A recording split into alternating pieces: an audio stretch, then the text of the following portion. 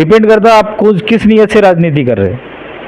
आप अगर कभी वो मुद्दों को फोकस करके राजनीति करेंगे जो मुद्दों की वाकई में लोगों को ज़रूरत है, तो मेरे को ऐसा लगता है कि उनका खड़े रहना भी कामयाब है और लोगों तक सही बात पहुंचेंगे और सही मैसेज लोगों तक जाएगा। और आज सीन ऐसा है कि सब लोग लड़ रहे, इसमें डेवलपमेंट पीछे रह गया। आज हम मौजूद है MCN समाचार की तरफ से कन्नड़ में, और आज हमारी कन्नड़ में आने की वजह यह है कि विधानसभा इलेक्शन चालू है जैसे कि आपको पता है पूरे महाराष्ट्र के अंदर। और आज हमारे साथ है अयाज मकबूल शाह साहब, जो कि वंचित बहुजन आघाड़ी के कैंडिडेट है और इनकी निशानी है गैस सिलेंडर। और आज हम अयाज साहब से इस टॉपिक पे बात करने वाले। अयाज साहब, जैसा कि आप कैंडिडेट है वंचित बहुजन आघाड़ी के, और आपके अपोज में काफ़ी सारे कैंडिडेट्स हैं। उदय सिंह राजपूत साहब है महाविकास आघाड़ी के, मनोज पवार साहब है, हर्षवर्धन यादव साहब है, संजना यादव है, महायुति के आघाड़ी भी है, और कई सारे ऐसे सारे कैंडिडेट्स हैं जो कि महारथी है। तो इनके चलते आप आम कन्नड़ की आम जनता के सामने आप क्या विकास के काम लेके इलेक्शन लड़ रहे हो? शुक्रिया। आपने जितने भी नाम बताए इसमें बहुत सारे, कोई तीसरी बार इलेक्शन लड़ रहा, कोई पांचवी बार लड़ रहा, कोई पहली बार लड़ रहा, इस तरीके के ये कैंडिडेट्स हैं इस बार मैदान में। और बेसिक मुद्दे जो है वो बेसिक मुद्दे बेरोज़गारी के थे, एजुकेशन के थे, यहाँ की सड़कों के मुद्दे थे, और सबसे बड़ा मैं जिसको मानता हूँ वो मुद्दा ये है कि फंडामेंटल राइट्स जो है आम नागरिक का, उसके मुद्दे थे जो इन सभी के कार्यकाल में पूरे नहीं हुए। आगे भी होने के कोई चांसेस नहीं है। अगर होना रहते तो इनके हाथ से ये मुद्दे हो जाते थे। आज बेसिक मुद्दा हमारा कोई भी नहीं रहता था। यही सबसे बड़ी वजह है जो इलेक्शन में लड़ रहा हूँ उनके साथ। सर, अमूमन ये भी देखने में आता है दूसरे शहरों के मुकाबले कन्नड़ जो सिटी है ये अमूमन औरंगाबाद सिटी की जैसी ये सिटी है, बड़ा मतदार संघ है, 3,30,000 का मतदान है यहाँ पर। इसके बावजूद भी हमने देखा है सर, कन्नड़ सिटी के अंदर रोड्स बराबर नहीं है, रोड के ऊपर स्ट्रीट लाइट्स नहीं है, साफ़ सफाई बराबर नहीं होती है, महानगर पालिका की बॉडी डिसॉल्व हो चुकी है, सिर्फ प्रशासक बैठे हुए हैं, काम नहीं होता है, शहर के अंदर काफ़ी गंदगी फैली है, बीमारी फैली हुई है। सर, इस ताल्लुक से अगर कन्नड़ की आम जनता आपको भारी बहुमतों से जिता के लाती है तो आप कन्नड़ की आम जनता के लिए क्या कार्य करने वाले हो? देखिए, जो भी आपने अभी बताया ये सब नगर परिषद के हद के मुद्दे हैं। ये स्थानिक स्वराज्य संस्था जो हमारे पास में है नगर पालिका, ये उसके मुद्दे हैं। साफ़ सफाई, स्ट्रीट लाइट्स, और जो आपने शहर के रास्ते देखे, ये सब नगर परिषद के हद में आते हैं। आमदार का जो राइट्स है, आमदार का राइट है वो पूरे तालुक़े का। अगर आप शहर का सीन देखेंगे, ये सीन है पूरे तालुक़े का। अगर पूरे तालुक़े का डेवलपमेंट करना है तो वो उसके लिए रिस्पॉन्सिबल MLA रहता। MLA का काम ये है कि अपनी कॉन्स्टिट्यूंसी में वो मुद्दे के ऊपर फोकस करे जो ग्रामीण भाग से आता है। ग्रामीण भाग से, जो शहर से जोड़ने वाला ग्रामीण भाग के जो रास्ते हैं, आप वो रास्तों को देखो। एक गांव से दूसरे गांव को जोड़ने वाला जो पुल है, आप उस पुल को देखो। दूसरा, प्राइवेटाइजेशन जितना बढ़ रहा है, एजुकेशन के मामले में देखो, सरकार का जो मूवमेंट है, अभी सरकार की जो नीति है वो प्राइवेटाइजेशन की तरफ ज़्यादा है। सब चीज़ें प्राइवेट हो रही है। ऐसे में गरीब का बच्चा कहाँ पढ़ेगा, ये एजुकेशन बड़ा मुद्दा है।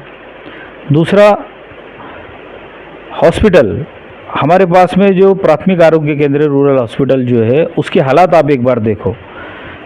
आमदार ने तो इन चीज़ों पे फोकस करना चाहिए। दूसरा, रोज़गार का मुद्दा है, बेरोज़गारी दिन से दिन बढ़ते जा रही, ये असल मुद्दे हैं। असल जो साफ़ सफाई का मुद्दा है उस पर तो ऑलरेडी मेरे पे 353 का केस चल रहा है।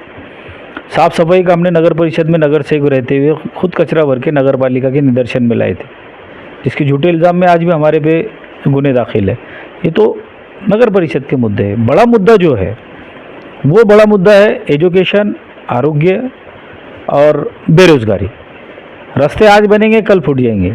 रास्तों का कुछ नहीं, हर 5 साल में एक एक रास्ते 2-2 3-3 बार बनते, लेकिन एक बार अगर एजुकेशन हाथ में से गया तो फिर वो ज़िंदगी चली जाती। एक बार अगर कभी रोज़गार नहीं मिला तो उसकी पूरी फैमिली का मसला आ जाता। असल मुद्दा ये है, यहाँ पर प्रशासक है वो नगर परिषद के हद तक है, तो वो तो सब जगह है। औरंगाबाद महानगर पालिका में भी प्रशासक है, तकरीबन 90 नगर परिषद के पास प्रशासक है। हमने वो बोलना चाहिए जो होना, या वो बोलना चाहिए जो होना चाहिए था लेकिन नहीं हुआ। तालुके का सर्वांगीण विकास बाकी है, वो होना। ब्लेम की राजनीति अगर हम करेंगे तो कल अयाशा भी चुन के आएगा तो कल उस पर भी इल्ज़ाम लगेगा। किसी के लिए मुकर्रर वक्त नहीं है, जैसा हर्षवर्धन यादव के लिए नहीं था, उदय सिंह के लिए नहीं है, आने वाले आमदार के लिए भी नहीं रहेगा। डिपेंड करता आप किस नीयत से राजनीति कर रहे हैं। आप अगर कभी वो मुद्दों को फोकस करके राजनीति करेंगे जो मुद्दों की वाकई में लोगों को ज़रूरत है, तो मेरे को ऐसा लगता है कि उनका खड़े रहना भी कामयाब है और लोगों तक सही बात पहुंचेंगे और सही मैसेज लोगों तक जाएगा। और आज सीन ऐसा है कि सब लोग लड़ रहे, इसमें डेवलपमेंट पीछे रह गया। मराठा और ओबीसी ये लोग इस पे फोकस कर रहे हैं। ओबीसी ये चाहता है कि वो मराठे को मतदान नहीं करेगा, मराठा ये चाहता है कि वो ओबीसी को मतदान नहीं करेगा। इसमें डेवलपमेंट कहाँ है? और डेवलपमेंट की बात अगर कभी फिलहाल कोई अगर कर रहा तो वो है माननीय प्रकाश जी अम्बेडकर साहब, जिन्होंने एक जाहिरनामा निकाला जिसका नाम है जोशाबा। जोशाबा ये एक नाम जो है ये कई नामों से जुड़ा हुआ नाम है। महात्मा ज्योतिबा फुले, शाहू महाराज, बाला साहेब अम्बेडकर, तीनों के विचारों का एक समता पत्र बोल के एक जाहिरनामा निकले हुआ है जो डेवलपमेंट की बात करता। सर अमूमन अभी ये भी देखने में आ रहा है पूरे महाराष्ट्र के अंदर धर्म की राजनीति चल रही है। हर जगह आप देखेंगे हिंदू मुस्लिम, दलित वर्सेस मुस्लिम, हिंदू वर्सेस मुस्लिम, ये सिर्फ धर्म की राजनीति चल रही है। डेवलपमेंट हर जगह ज़ीरो हो रहा है। तो ये जो धर्म की राजनीति चल रही है इसका डायरेक्ट कसूरवार आप किसको ठहराते हो? देखिए, जब धर्म की राजनीति की बात आती तो धर्म के जो नाम निहाद ठेकेदार है मैं उन पर ब्लेम करूँगा। अगर आपको सियासत के बारे में कोई फैसला लेना है तो अपने ज़मीनी हकीकत को देखना ज़रूरी रहता है। धर्म के ठेकेदार अगर कभी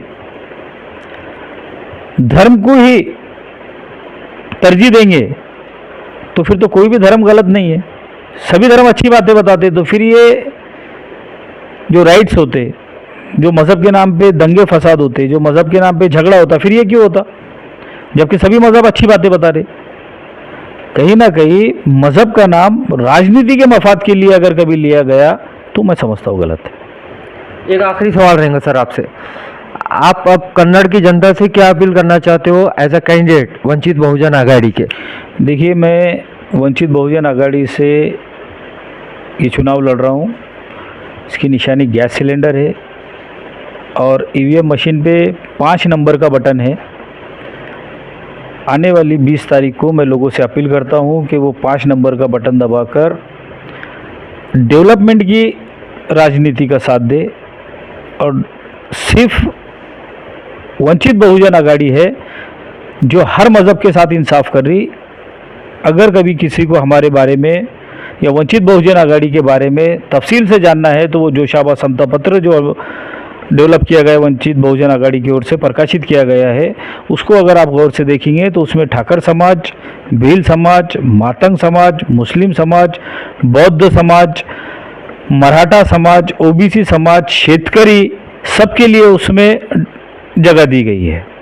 सबके भलाई के लिए उसमें सोचा गया है, ख़ास करके बेरोजगारी का उसमें सोचा गया है। वंचित बहुजन आघाड़ी का और माननीय बाला साहेब जी अम्बेडकर साहब का एक विज़न है कि हर हाथ को काम मिलेगा, ऐसा काम मिलेगा कि वो लोगों को काम दे सके। शेतकरी की जो अपने परेशानी है वो परेशानी के लिए उसमें इमरजेंसी क्या एक्शन लिया जाएगा उसके बारे में भी वो समता पत्र में दिया गया है। ऐसे ठाकर समाज के लोग जिन्होंने बोगस प्रमाण पत्र लेकर ज़मीनें हड़प ली है, उनके बोगस प्रमाण पत्र कैंसिल करके ज़रूरतमंद ठाकर समाज के जो लोग हैं उनको ज़मीनें अलॉट की जाएंगी। मुस्लिम समाज के लिए उसमें यह है कि 5% रिजर्वेशन का जो मामला अटक के पड़ा हुआ है वो मामले को हम सुलझाएंगे। दूसरा, मोहम्मद पैगंबर बिल जो बाला साहेब अम्बेडकर साहब ने जो पेश किया है, वंचित बहुजन आघाड़ी उसको यहाँ पर लागू करेंगी, जिससे आप सल्लल्लाहु अलैहि वसल्लम की शान में गुस्ताखी करने वाले को कड़ी से कड़ी सज़ा मिलेंगी। इस तरीके से मैंने आपको शॉर्ट में बताया। अगर आप कभी वो जोशाबा समता पत्र जो बाला साहेब अम्बेडकर ने प्रकाशित किया है, मैं समझता हूँ कि कन्नड़ की आवाम को उसको पढ़ने की और समझने की ज़रूरत है, और जब कन्नड़ की आवाम उस समता पत्र को समझ जाएंगी तो यकीनन भारी मतों से यहाँ पर वंचित बहुजन आघाड़ी ये चुनाव जीतने जा रही है। तो आज आपने देखा हमने अयाज मकबूल शाह साहब जो कि वंचित बहुजन आघाड़ी के कैंडिडेट है कन्नड़ से। बस आज के लिए इतना ही। आप देखते रहिए MCN समाचार खान राफे मोहम्मद के साथ।